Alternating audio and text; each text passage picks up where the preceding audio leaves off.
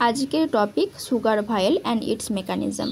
Sugar টেস্টের জন্য কেন আমরা সোডিয়াম ফ্লুরাইড ভাইল ইউজ করি, কেন আমরা ক্লড ভাইল ইউজ করি না, এটা হচ্ছে আজকের টপিক। কারণ আমরা জানি যে সুগার ভাইলের মধ্যে অ্যান্টিকোয়াগুলেন্ট থাকে সোডিয়াম ফ্লুরাইড আর অক্সালেট। তো এটাকে আমরা ভাইলটাকে আমরা 2000 RPM ঘুরিয়ে তার থেকে প্লাজমা উৎপন্ন করি এবং সেই প্লাজমা থেকে আমরা গ্লুকোজ টেস্ট করি। আমরা যদি সোডিয়াম ফ্লুরাইড ভাইল না নিয়ে ক্লড ভাইলে টেস্ট করি তখন টাইম 1 থেকে 2 ঘন্টা পর আমাদের ব্লাডটা ক্লট হয়ে যাবে এবং এটা থেকে আমরা টেস্ট করব। 1 থেকে 2 ঘন্টা পর আমাদের গ্লুকোজ মলিকিউলের পরিমাণ কমতে শুরু করবে।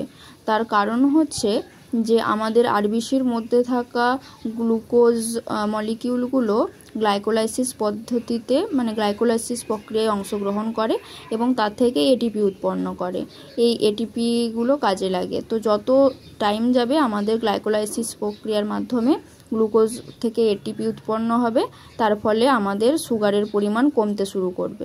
কিন্তু সোডিয়াম ফ্লুরাইড ভাইলের ক্ষেত্রে আমাদের সোডিয়াম ফ্লুরাইডের মধ্যে যে এনোলেজ একটা এনজাইম থাকে সেটা ইনহিবিট করে গ্লাইকোলাইসিসকে, তার ফলে গ্লাইকোলাইসিস প্রক্রিয়াকে বাধা দেয় এবং সুগার মলিকিউল যতগুলো থাকে আমরা প্রত্যেকটার মেজারমেন্ট নিয়ে একদম সঠিক পরিমাপটা করতে পারি।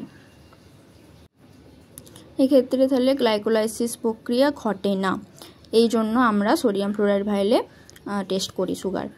তো আমরা জানি যে সুগারের পরিমাণ নর্মাল মানুষের ক্ষেত্রে ফাস্টিংয়ের রেজাল্ট হয় 70 থেকে 110, পিপির ক্ষেত্রে 90 থেকে 140 আর র্যান্ডম সুগারের ক্ষেত্রে 150-এর নিচে।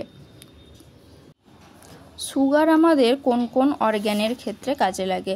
তো আমরা জানি যে সুগার আমাদের ব্রেন, জার্মিনাল এপিথেলিয়াম আর রেটিনা, এই তিনটের ক্ষেত্রে আমাদের সুগার থেকে যে গ্লাইকোলাইসিস পদ্ধতির মাধ্যমে যে এটিপি উৎপন্ন হয় সেই এনার্জিকে কাজে লাগিয়ে আমাদের এই কাজে লাগাতে পারে। আমাদের ব্রেন, রেটিনা এই এনার্জিকে কাজে লাগিয়েই কাজ হয়। মাসেলের ক্ষেত্রেও হয়, কিন্তু মাসেল প্রোটিন আর ফ্যাটকে ব্যবহার করতে পারে, কিন্তু আমাদের ব্রেন, রেটিনা এগুলো সুগার ছাড়া অন্য কোনো মলিকিউলকে কাজে লাগিয়ে তার এনার্জি থেকে কাজ করতে পারে না। তো সেই জন্য আমাদের সুগারের পরিমাণ কমে গেলে ব্রেন কাজ করে না, চোখের দৃষ্টি ঝাপসা হয়ে যায়, তো এই জন্য।